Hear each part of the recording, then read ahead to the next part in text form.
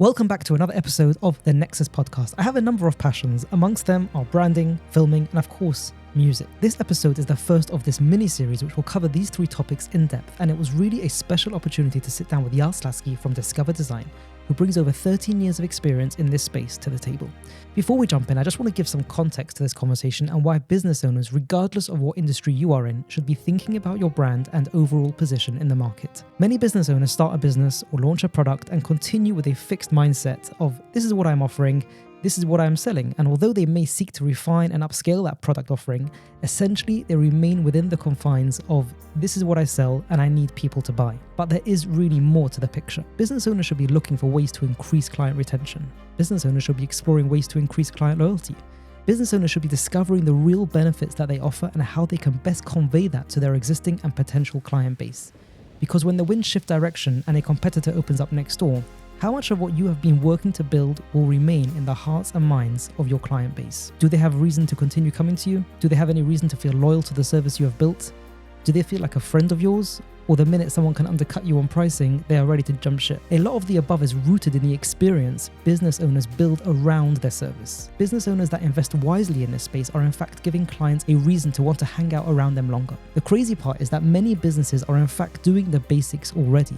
They advertise, they have the packaging, they have those touch points. Getting intentional with those touch points and tapping into understanding what makes your clients tick and stick is where real growth can happen. It's against this backdrop that I bring you my conversation with Yael Slasky, who shares real valuable insights into the world of a creative. Thank you to our partners Dovi, Feldman and Alex Haffner, who have supported this podcast since the start and to who we are truly grateful for their continued support. Enjoy this week's episode. Yael Slasky, thank you so much for coming in today. I'm really excited to be having this conversation. Obviously, I've gotten to know you through being in the creative space, and I want to have this conversation to help business owners really understand what goes into building brands, understanding the mechanisms and technical aspects to building, understanding brands, marketing, messaging, etc. So thank you so much for taking the time to be here. No, of course, thank you. No problem. So for those that don't know you, tell us a bit about yourself, where you grew up, and how you worked your way into the creative space. Okay, so thank you again. Thank you for having me on. It's amazing what you're doing. You're doing amazing things, and thank you for the platform. So I was born in South Africa. I moved to the UK when I was 6. I grew up here, went to school, SEM, etc. Then landed up marrying a South African guy. I have 9 siblings. I'm the only one who landed up marrying a South African. And yeah, I come from a very creative family. So my uncle is he is a very large advertising consultant in New York. He's worked for like massive clients. He's been in the Guinness Book record. He's worked for like Pepsi, some of their most iconic ads. And I have a first cousin who's built a huge tea brand in South Africa. And just generally, I've got loads of creativity coming from my dad's side. So that's kind of my background. I was always into art in school. And then so it felt like just a natural progression to go into graphic design, digital, that kind of thing. At the same time, I also have a very strong psychology side to my family, yes. More my mother's side, and all my siblings are either teachers. I mean, my mum's a speech therapist, teachers, psychologists, counselors, or whatever, machinekes. So Bringing those together, I say, anyone who asks me, should I go into design? I say, 99% psychology, 1% design. That's crazy. So I can vouch for that.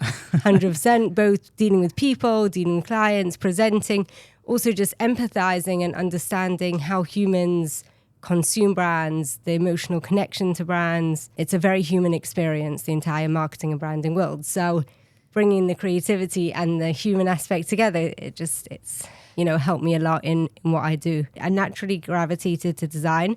Started with my foundation in graphic design, built on that, moving to web design, development, UX, UI, which will go into all these very confusing terms shortly. And I've just not turned back since I discovered this world. it's just such a thrill of creating and wowing clients and just nonstop learning. It's every day is a new day, new technology, new ideas, new inspiration.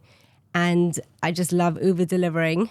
And that's really what drives me, delivering projects to clients. They're just, wow. Yeah, that's incredible. It's really exciting. You're very lucky in a sense to have, you were exposed to that from a very young age, to high profile projects and big brands and that sort of thing. That's really cool. There's lots to cover. I want to start with branding, obviously, as the title over here. And clients, you would know this as much as I do, that clients very, very often confuse the concept of a logo with a brand. And they might call up saying, can you do a logo? And really they have no brand identity. There's no way their brand is being presented to the market on a whole. And vice versa, people can ask for a brand and not really realize that their logo needs to start from the ground up. So can you help us destroy this confusion once and for all? Set the record straight. What is a brand? What is a logo? How do we define them? And what purpose do each of those serve? Amazing. Fantastic question. I love it because you'll often get, on your contact form, on my contact form on website, we need a logo.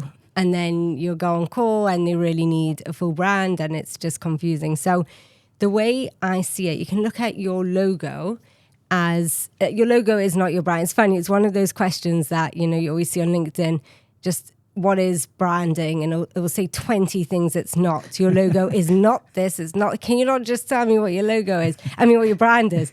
It's not this and it's not that and it's not the other. But what is it? So let's first discuss what is a logo. So a logo is a very useful tool.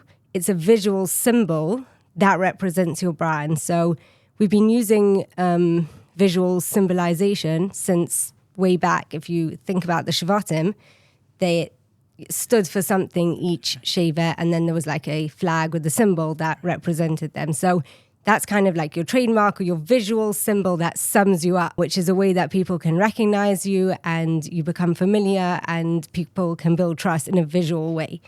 But it is not your brand. Your brand is your customer's gut feel about you, right? It lives in their heads and their hearts. It's not something that they look at once and that's it. So we have the power to influence this in multiple different ways, what they think and feel about your brand. So it's really made up of every experience that they've had. Let's take a physical product. You walk into a store. How does it smell? What signage is on the side? How does the assistant talk to you? What's written on the bag? What's the unboxing experience? If you have a complaint, what's their return process? Every little experience builds the perception and the brand. So it's from your customer service to, like I said, the way it smells when you walk into the store, etc. So in a digital space, if you think of from that very first email when you first join, sign up or whatever, how do they say welcome? How do they, or do they not say welcome? Are you looking in spam for your message for how do I log on? Or are you welcomed and, they have a really nice warm tone? What tone is that? How does it continue? So from the very first hello to the last, even if you choose to unsubscribe, how do they say goodbye? Right. Everything is intentional and thought about. And how long does a company take to respond to an email? Everything like that creates the brand. We are talking now, we're going to go more into the visual side because as branding experts, we're able to influence and control that. And that's why customers come to us. But really, our job is to reflect the brand that already exists, which is the values, the positioning, the experience, and everything that a brand stands for. And then our job is to create a visualization that can be consistent and memorable through every single touch point, from, like I said, the first hello to the last goodbye and everything in between. That's really interesting. So really getting an in-depth understanding of what goes on in your business, what you're trying to deliver, how do you want to be perceived by your people, and then we'll build a visual that's going to help channel that experience. Reflect it visually. That's beautiful. What principles would you say underpin a great brand? There's a lot of different principles, but for me, just to keep it simple, I'd say the two most important things that I try to incorporate into every good brand, into every brand that I build, is recognizability. I don't know if that's a word, but being recognizable and consistency. So how easily are you able to be identified and remembered and noticed and recalled? How strong is your voice? How strong is your messaging? How strong is your design? How much space does it take in people's hearts and minds? I like to build things that are very simple because usually simplicity and clarity works, but not boring. Right. So simple and unique.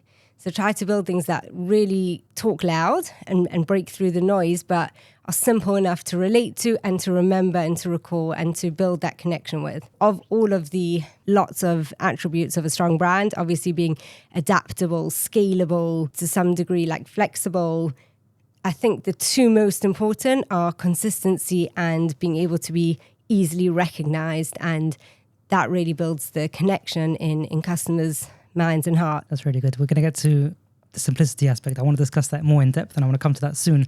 But at this point, I want to understand if somebody's got a great service offering, whether it's a product, whether it's a subscription service, whatever it is that they're selling or trying to get in front of customers' eyes, if their product is good and their customer experience is good, why is it important how I look and feel?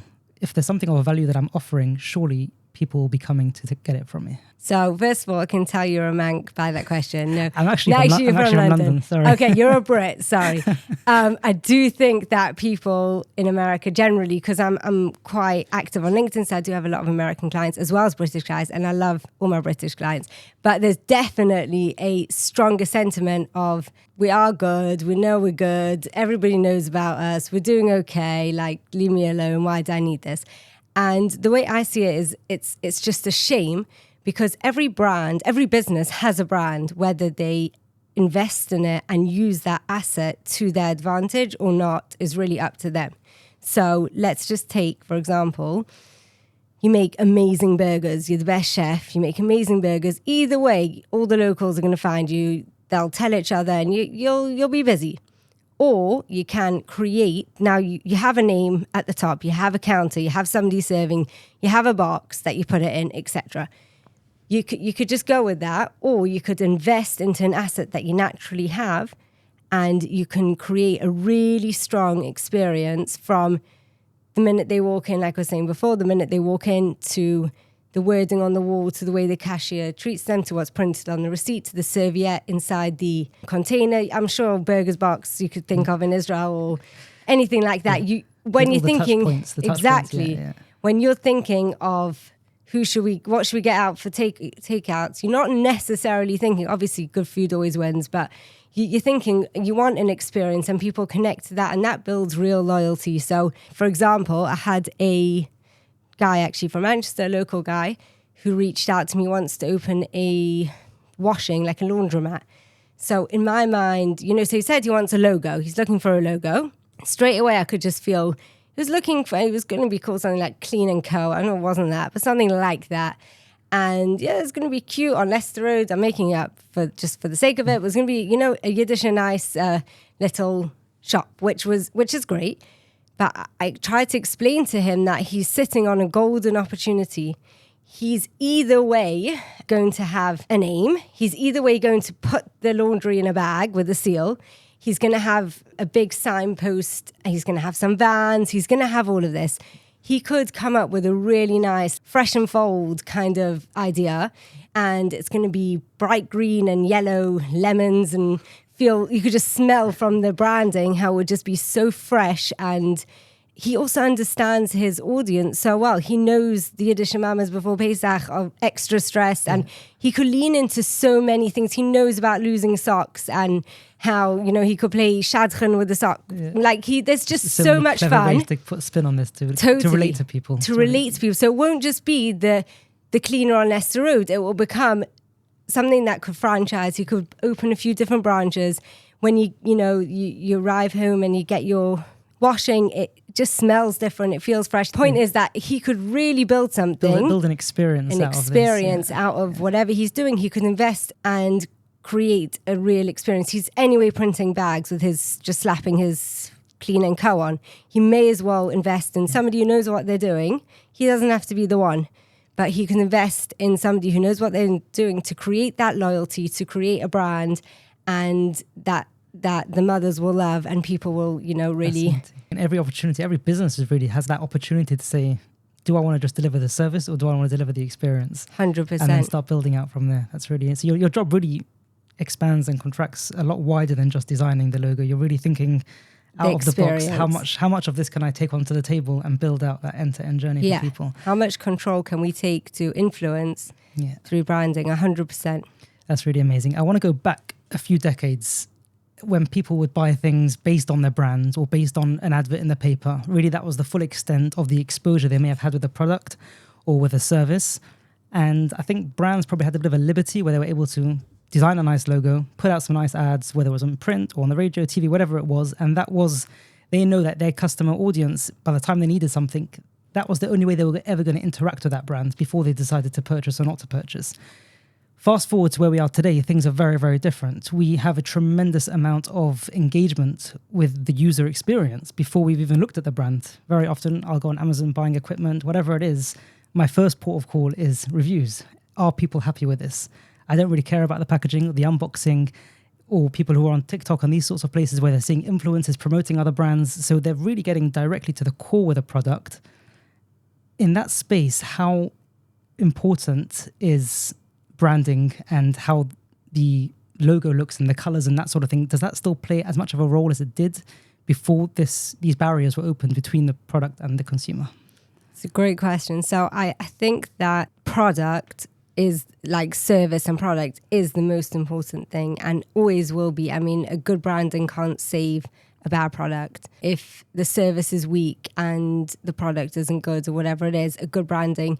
And I've never enjoyed, don't think I've actually ever had to do it, but I can't really imagine anybody sitting with me and saying, you know, we've got a really rubbish product or our service is horrific. Can you make us look good? Typically, it's more businesses who are really strong on the inside. Their product is amazing. And then using, like I was saying before, you have this brand, you just want to lean into it and invest in it and use it as an asset. So yes, your product, service, etc., that needs to be amazing. That has to be worked on. That is your brand, like we were saying before. Yeah. And then the visual side is building that connection, that loyalty. So what you're saying more about TikTok and how people get directly to. So 100% in terms of marketing and advertising, yes, it's less about just a flashy ad that somebody made. It's much more real now, which is great. It's more authentic. But you can then add to that experience when it actually arrives to live up to that, to reflect that, to hold that experience, to just continue that consistency throughout. So it's not wrapping up bad things. It's really about reflecting a great product and just continuing that into a visual and sensory kind of space a bit more. What's your process when it comes to building a brand for a client? How do you get into the heart and soul? Every business is different. Every industry is different. But you, like you were saying, you really need to get into the backbone and to the skeleton of what they're doing to really be able to reflect back to them the brand that represents all of that. What does that process look like? The first stage of my process is a brand workshop.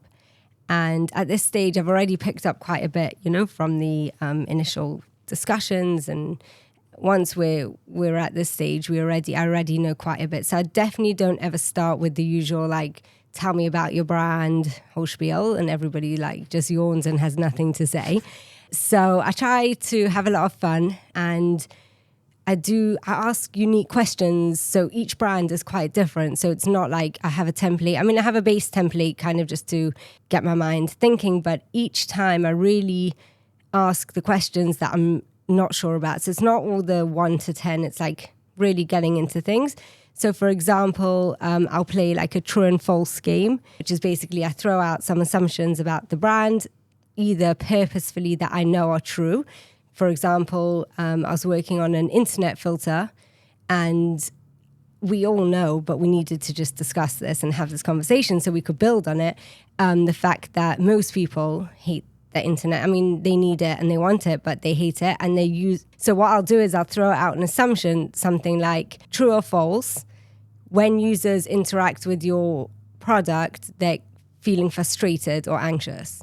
True or false. So obviously it's true. But why that's important then, because this is the foundation for then the design. And like I knew that we needed calming colors for the branding, something that would make people, you know, we couldn't be using reds and oranges and anything alarming. We needed blues, turquoises or whatever it was. But without that discussion and assumption that I had made, we wouldn't be able to build on that. So there's certain things that I need that confirmation on. And then there's certain things I'm not sure about, and it opens up discussions, trying to work out their exact positioning of their brand, where they come in the market. I will use, for example, I'll say, if your brand was an airline, which would it be? And I won't do silly examples. It will be like, if I know they're established, right. So it'll be like Virgin Atlantic, British Airways, or let's say EasyJet. Helping them crystallize what their position is. Exactly. And everybody knows the difference between British Airways and Virgin Atlantic and EasyJet. So it just helps them to be able to explain to me and get to the heart of who they are. And that's kind of how we get to the core. So another thing I'll do is I will pick 3 or 4 websites or brands that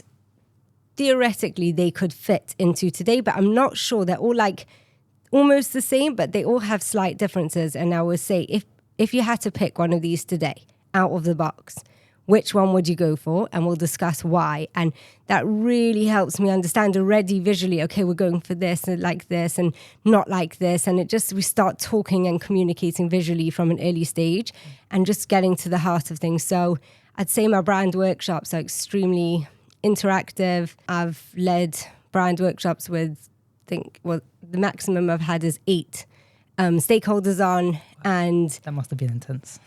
It was actually a lot of fun.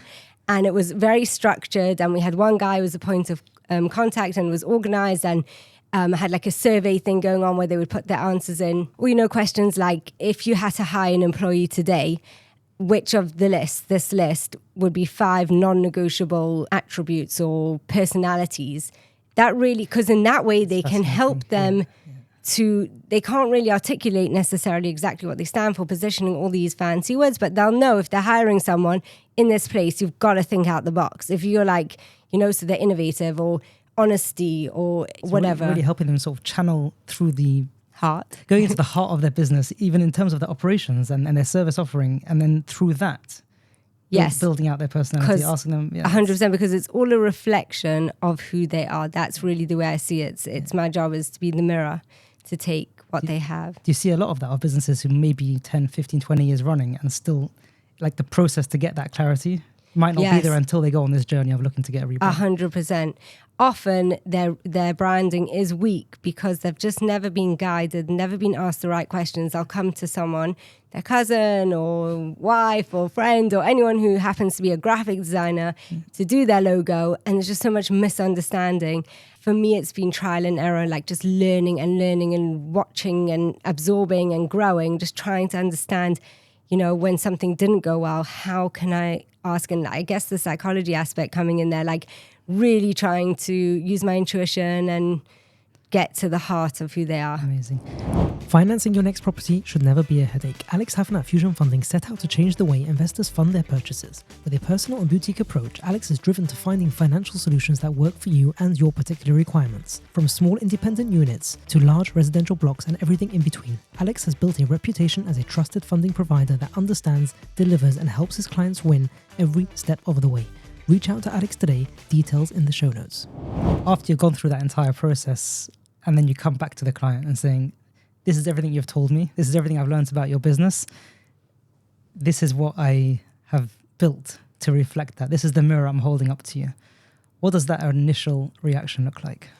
So I often just get like quiet and like a smile, and then it goes into a laugh often. And I think it's just kind of a mix of awe and relief, because often they've wrestled with ideas themselves. They know who they are. They just can't seem to kind of ever articulate it or make it look right. Or maybe they've worked with people who haven't been able to reflect them accurately. And so often they look relieved and excited, because often it's just, wow, you nailed this. Like, we've just spoken all this stuff and it kind of feels fluff when you're going through it, and it just feels theory, but you've just taken all the stories, the thoughts, the interviews, the customer stuff, and reflected it into a visual that really reflects us. So it's often like a kind of sense of relief and pride and like, wow.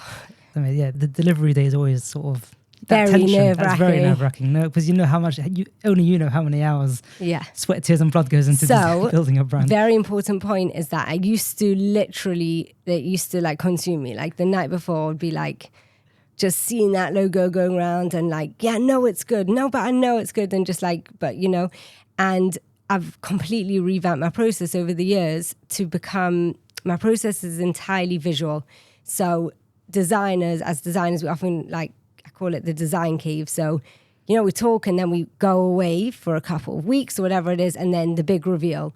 So I've scrapped that whole kind of process. The way I do it now is much more try only to communicate visually. So I'm sure everyone listening has been on a call with a designer and you're discussing, you want something corporate, something fresh, something modern, something, I don't know, everyone's throwing around these words and you come off feeling great and you think you both get each other until they present and you realize you're modern and they're modern is something really different. Very broad terms. It's very hard to... It's very hard to and you know, like, I'm sure everyone's seen like Indian designers or just not from Western countries, and their idea of modern and ours is completely different because really our experiences shape what you see as a kid on buses and adverts and billboards, and just everything you've ever seen begins to shape your ideas and what you think is good, and your perceptions is quite a relative term.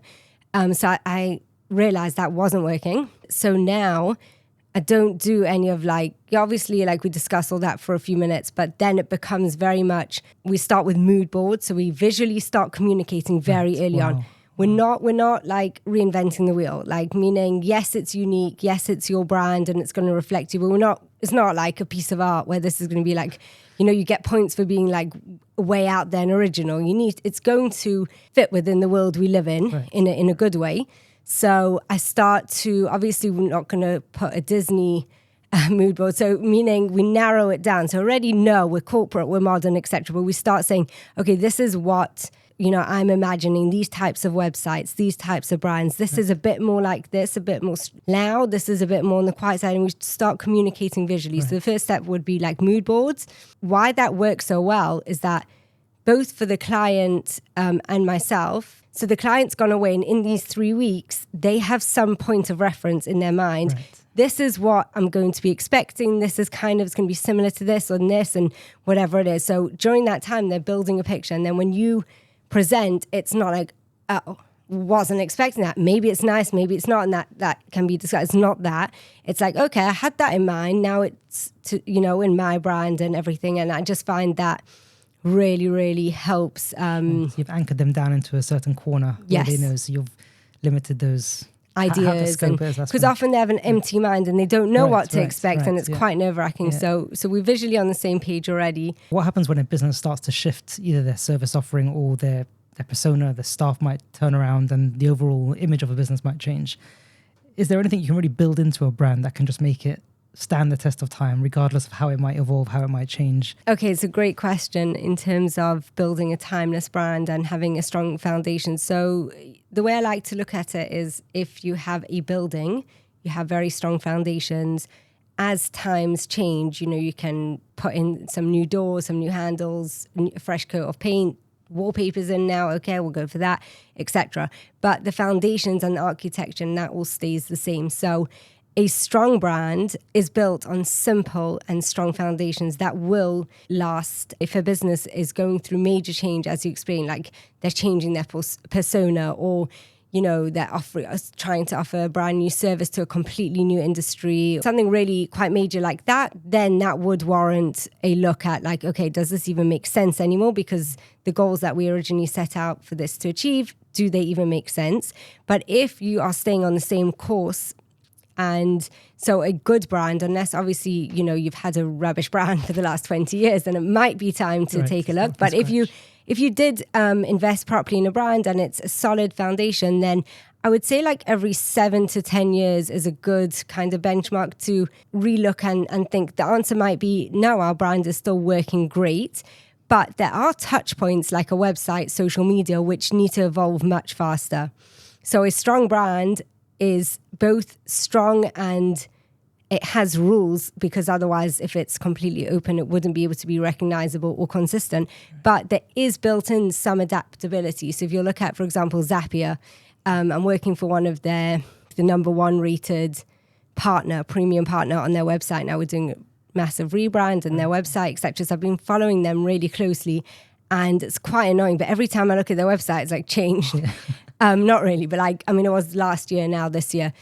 They keep changing, and I think that's a good thing. It's still completely on brand because their brand is solid and there's a lot to work with and to stay consistent to, but it's definitely moving with the times, because Zapier, I don't know if everybody knows, but Zapier is like an automation software. You can set up all automation. So they need to be very forward thinking. They need to be like at the front. So obviously if you're like a lawyer, you might need to look at it less often. You don't need to be as, modern. So once a year is probably an overkill for you. Being stable and consistent is probably more important. Sure. People want that trust. That trust, exactly. But even if you have a solid brand, every 3 to 5 years, you could look at your website and it will probably be outdated because design and digital trends move much faster. And there'll still be, if it's a solid brand, there'll be ways to improve your design to make it feel modern without having to do a rebrand. We are seeing a lot of legacy brands that are revamping their branding. And this, you touched on this earlier, and I want to come back to this, how there's this big drive now to sort of strip away the complexities around branding and logos and to really go with clean, minimalist, simplistic styles. In all those levels of simplicity, there's very often multiple layers of sophistication, of great depth. But if we strip away all the storytelling surrounding those brands, what we're left with is an inherently deep brand with a lot of creative aspects to it, but very few people in the market actually get it and understand it. So as somebody who specializes in this space, I'm curious to understand how this phenomenon came about and where you think it's heading into the future. Yeah, you are seeing a lot of that. You'll just see Google, Airbnb, Burberry, whatever, all how Apple. They've all evolved massively, haven't they? From their original logos, and they basically all look the same right now. Yeah. These clean, very simple fonts. So something I've been thinking about quite a bit. So I think where this has come from historically, as you were asking, it's kind of the post-digital boom. So we first went into the internet, and people, if you remember the old internets, everyone was very colorful and very happy and tons of cramming of information. And I think people were craving simplicity and clarity. The truth is, if you look at human behavior and you see how really confident people dress and act and are, they're usually more understated and not very flashy. The ones who walk into a party and make the biggest noise usually have nothing to say. And the quiet, confident adds a certain almost mystery, and as you get to know them, you can appreciate them more as you're ready. So I think that's kind of, think of Apple, for example, how each word makes such a difference and how they're just so clean, but there's so much storytelling and so much that people absolutely love about their experience. But I do think it is crucial for smaller businesses to understand that they shouldn't just follow this blindly. They should be quite cautious about this, because you're not Burberry, you're not Apple, you're not Nike. I know everybody comes, they want the Nike swoosh, but at the end of the day, those brands have earned the right to be subtle. They've earned the trust. They've got years of, brand equity behind them. And if you're going to just go very, very bland almost, and too minimal, you could get lost in the noise. People might not notice you. You might need to have something a bit warmer, a bit richer, a bit more unique that people can identify with and just stand out a little bit more. So I think building a distinctive personality first is really important, and not to go all the way like big brands can. Big brands can kind of whisper because everyone's listening already. Right. But we, smaller brands, need to sometimes talk a bit louder to make sure that they can be heard. They don't want to be loud. So I think obviously that doesn't mean screaming. I think that it's a balance between finding sophistication and being distinctive, like clarity, simplicity, and a bit of something unique, something that people can really relate to and remember. Okay, that's really fascinating. Let's break down the terms UI, UX. I don't know why, but I seem to be seeing UX, UI designers popping up all over the place. Not many people understand the difference, what they stand for, why they're important. As somebody who specializes in this space, can you just give us the definitions of UI, UX, why they're important, and what they do? Yeah, it's funny because our role is to make life simple, but we've just given these stupid abbreviations which we expect everyone to know, and exactly. No one ever knows what you do. Okay, let's start with UX. That is the more fundamental one, which stands for user experience. The way I like to explain UX to people, that in a way that they can relate to more easily than in the digital space, is like if you think of real products. So if you think of a kettle, for example, if the handle was extremely thick, you wouldn't be able to pour it nicely. You might land up burning yourself. That is considered a bad product design, a bad user experience.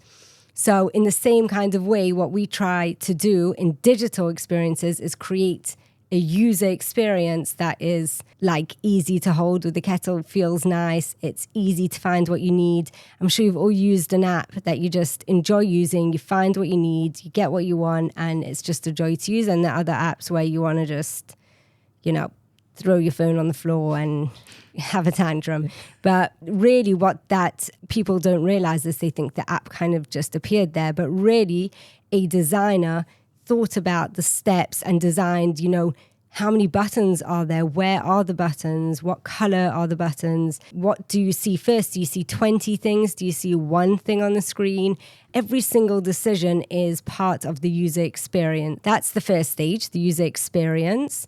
And the way we work with that is something called a user journey. We use empathy to put ourselves in we identify the different users who'll be using it, and we use empathy to understand their needs and whatever else is going on at each point of the journey. And we map it out on a user journey. And we even go down to the degree of like what they will be feeling at each stage. So they could be feeling overwhelmed, anxious, excited, whatever it is. And we really try to minimize any friction or any points where people are like, what now or what next?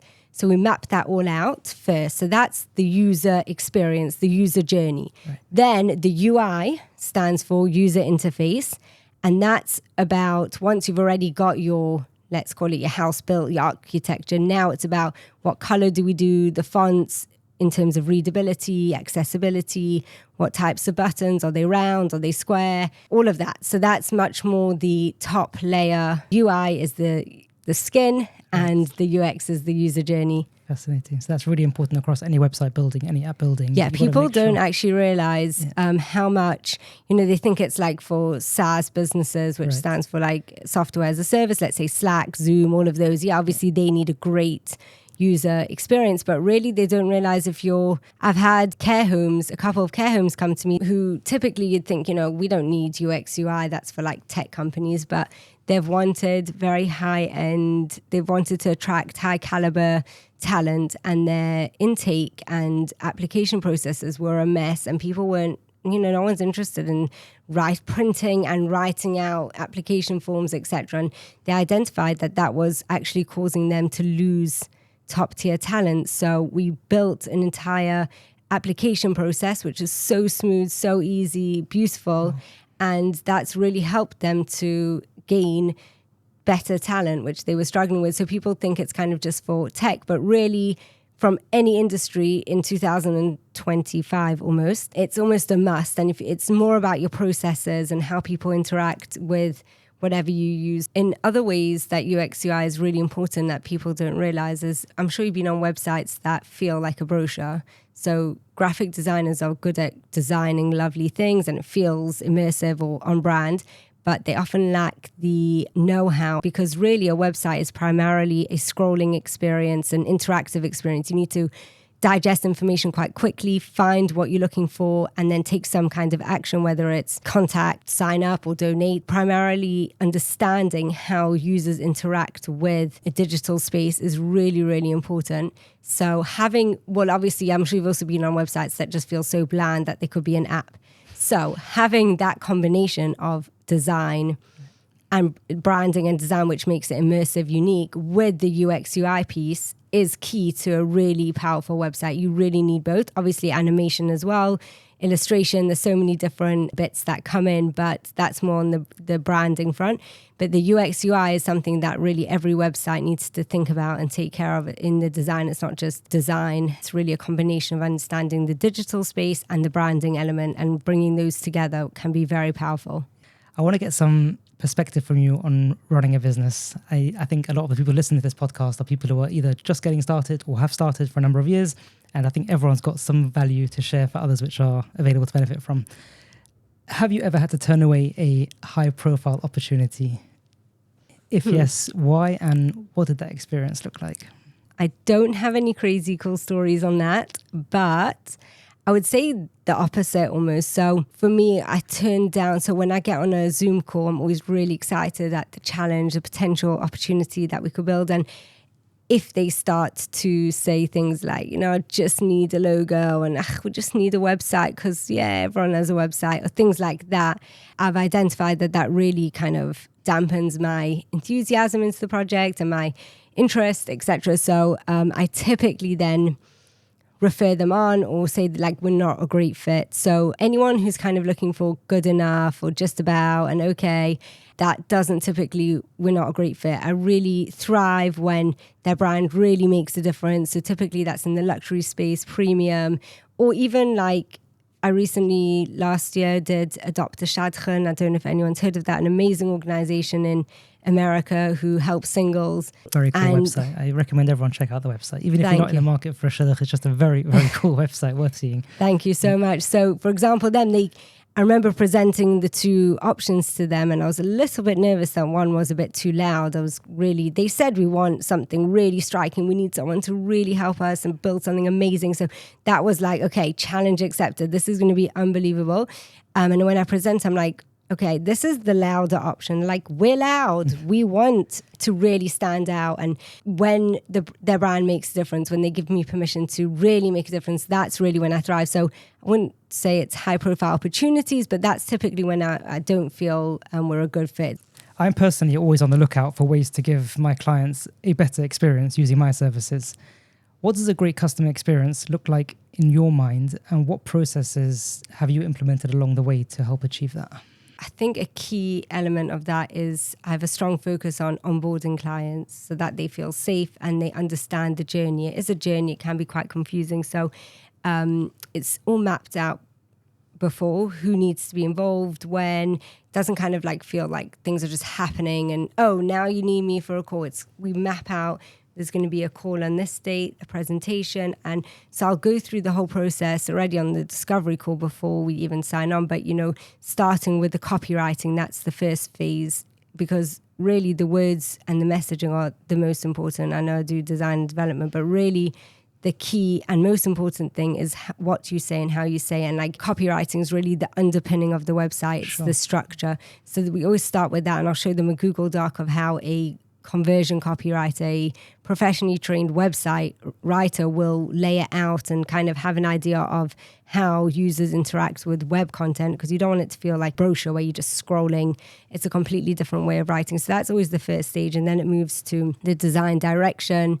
And then it moves to the full design and then development. So I'll show them the full process in the first call, but then we'll map out all the phases and stages and who needs to be involved for how long and what calls when. So the onboarding, I'm sure like you've been to the dentist or had some kind of medical treatment for the first time that you weren't sure about or nervous. A good clinic or a good doctor with a good bedside manner or anyone who's invested in a premium experience will always explain to you, okay, so this is going to happen, then this is going to happen, and this is going to hurt a little bit, this won't, this will be, don't worry, etc. So that's kind of how I look at the process. I want clients to feel they know what's coming, they know what's next. They should never be wondering what next and what's coming. So just a premium experience from that perspective. Another aspect is that I always present everything live. So I don't usually send Loom videos or a design and be like, what are your thoughts or something like that. I'm fully behind every single thing I present. If I'm not behind, then I'll reschedule. Like if it's not, sometimes things don't come. Sometimes inspiration can come from the weirdest places sometimes, as you know, and really quickly. And sometimes, like I've done some of my most brilliant brands really just like playing around with the words and letters and it just, wow, okay, that just came. Sometimes it's not like that. And if I'm not ready, I will always rather reschedule. So anything that I'm presenting, I'm 100% behind and fully behind. And then I go through it live with the client so like they can understand the thought process, why we did what, and gain any feedback. You're not left in the dark. So you've just purchased a property in auction and you're keen to get it going, but it needs work. Lots of work, in fact, and quite frankly, you are too busy to be chasing contractors for quotes, overseeing the works and making sure your project runs according to plan. Partnering with Feldview for hundreds of landlords has been an absolute game changer. From full project management to marketing, letting and tenanting of your property, you can sit back and relax knowing that your new investment is in very safe hands. Whether you have just purchased an investment or are unhappy with your current arrangements, reach out to Dovi today. Details in the show notes. When I asked you for advice on what your process looks like, because I had I did a relatively large charity project for a client involving video graphics, the full end-to-end package. I don't know why, but this element slipped. Like I didn't give them a timeline of what to expect by when. There was loads of moving parts that had to come together. And it got to a point where they were like chasing me, like, when can we expect this? And when can we expect? I wasn't late with delivery, but they just didn't know when to expect to buy it. And I was kind of justifying how long things are going to take. And I really regretted it because I realized, like, just from their peace of mind to know when to expect things just puts the whole project to peace. 100%. And it was a massive learning curve for me. The other point you just mentioned as well about not just sending somebody a project and asking for feedback. Are there any really bad ways to deliver something when you say, like, let me know your thoughts? Yes. Or what are those? Imagine going to a doctor and you're sitting in the chair and he says to you, well, what do you think? Like, do you think you have this or do you think you have that? Like, how insecure would you feel? Mm-hmm. So it's the same thing. You are the expert. You have researched the project. You have, and you really have. So by you literally sending them, what do you think? I mean, I'm a lawyer, I'm in whatever I'm in. I don't have a clue. And then they start calling their wives in 100%. and their sisters and friends. And then you're literally just asking for trouble because it's just based on, I like purple, I like green. I think it should be more like this. And really it's about their target audience, their position. And you go through everything that you've built, you know, the whole brand workshop and the research you've done. And it's really a result of that. It's nothing to do with if you like it or you don't like it. I think it's just more a formality, like, let me know your thoughts. It's such a natural way to end off an email, but it's really opening a can of worms. Like, you need to be delivering something and explaining your thought process. 100%. Because you've thought about it. So what normally happens when people do that is then the client sends something back, which just throws them and they go into depression for a day. And when they finally recover and go on call with them, they then start delivering everything that they should have just delivered up front. So they've got it all there. They know why they did what. They're super defensive now because now they've said they don't like it and you're just in a bad space. Rather just present with the reasoning and why, and you show how it fits into their competitors and to what they've said and to what their audience needs, etc. And then it just makes a lot more sense. Fascinating. Really, really valuable. Something we discussed a while back is mastering the art of appreciating the value you bring to your clients and making sure you're compensated accordingly. I think we discussed this obviously off the podcast a while ago. How does one build confidence in their service offering and charge accordingly, especially when you're sometimes pitching to businesses or charities or care homes, whatever, is multiple times the size of your operation?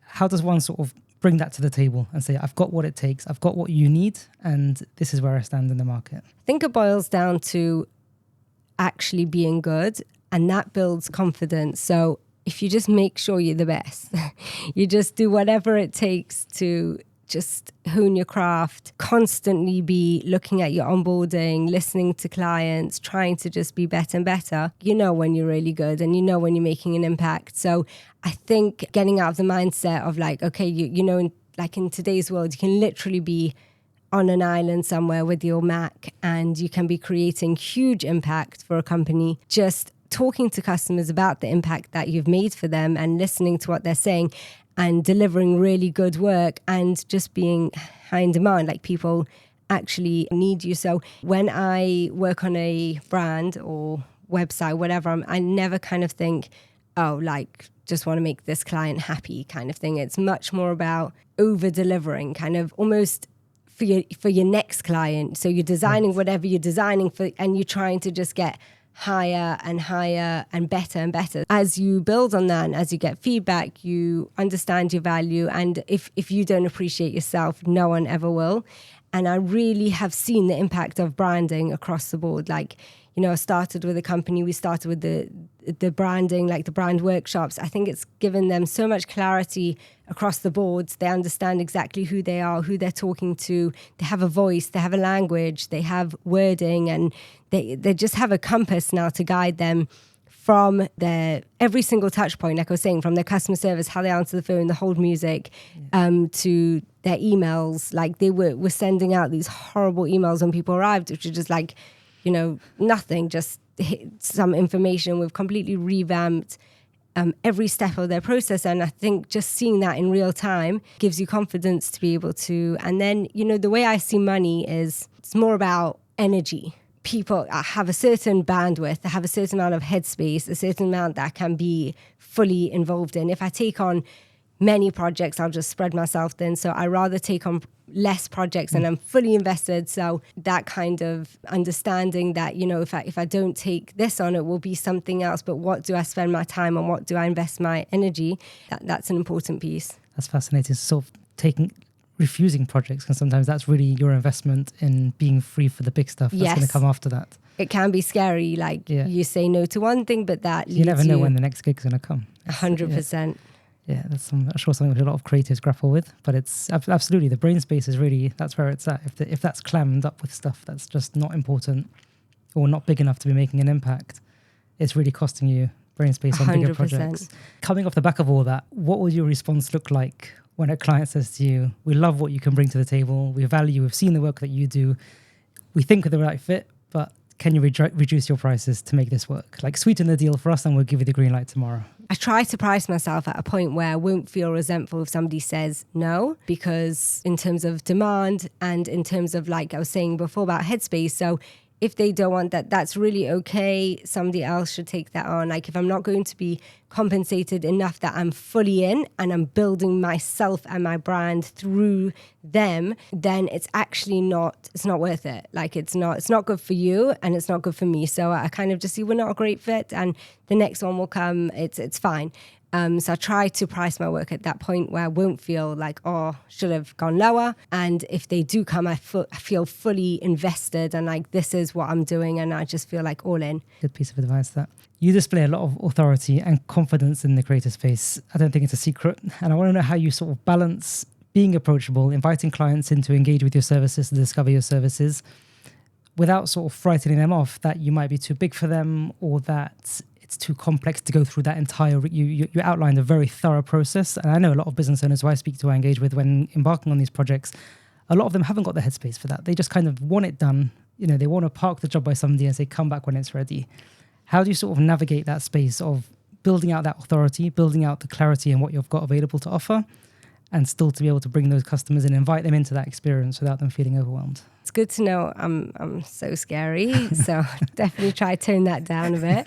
But I think what I have found is that I'm not looking to work with lots of businesses and hundreds of people.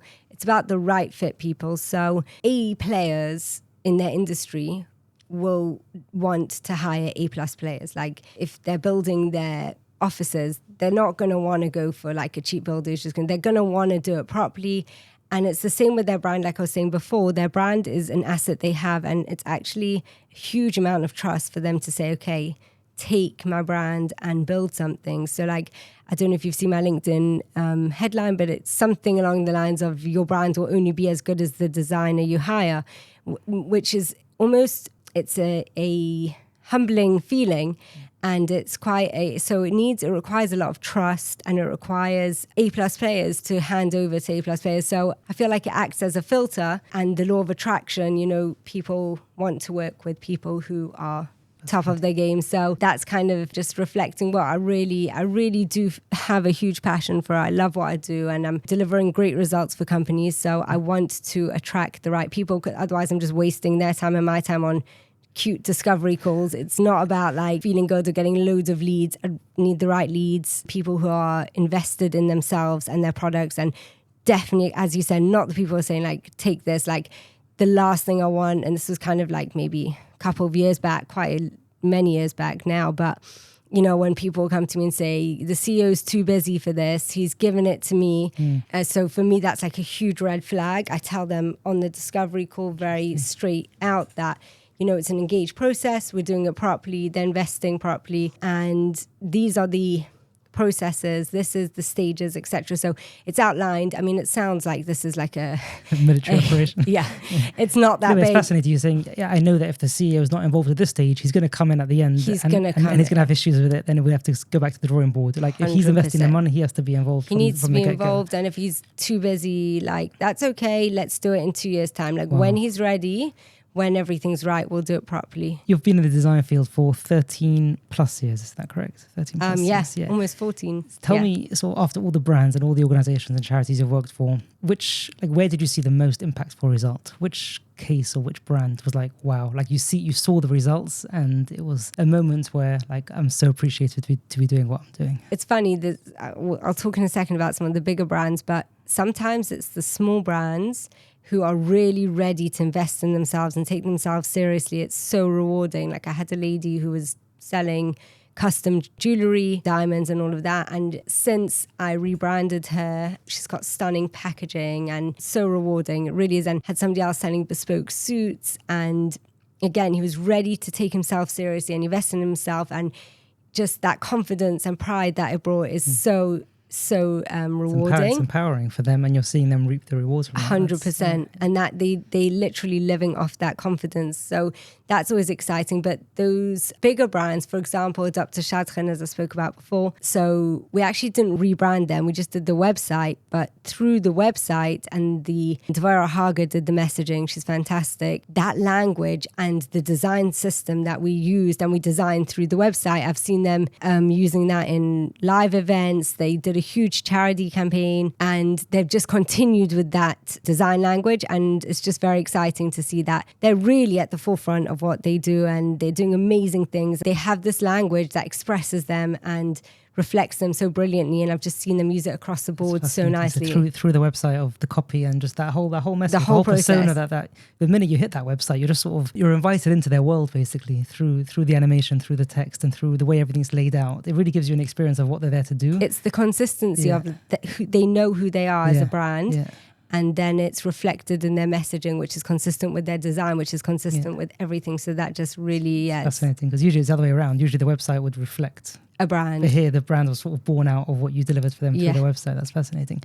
It's been a really broad conversation, and I'm really looking forward to sharing this with people, just for them to be able to understand what goes on in the back end of the creative world. What more can we expect from Discover Design moving into 2025? What's next on the horizon? We're working on some really cool brands and websites, so that's coming up soon. It's quite frustrating that things take time. I'm always like, once we have the branding, just itching to share it. But we're working on some really, really cool stuff, and we're just continuing doing more of the same, and just great things. Baruch Hashem. Good for you. Really appreciate you taking the time to come in and having this conversation. No, thank you. Thank you for having me on. No problem at all. And wishing you continued success with all your amazing work. There you have it, friends. I hope you found value in this episode, and make sure to stay tuned for the next exciting installments in this series. Thank you once again to Dovi Feldman, Alex Haffner, and Maxim Cohen at the Jewish Lending Institute for your continued and valued support.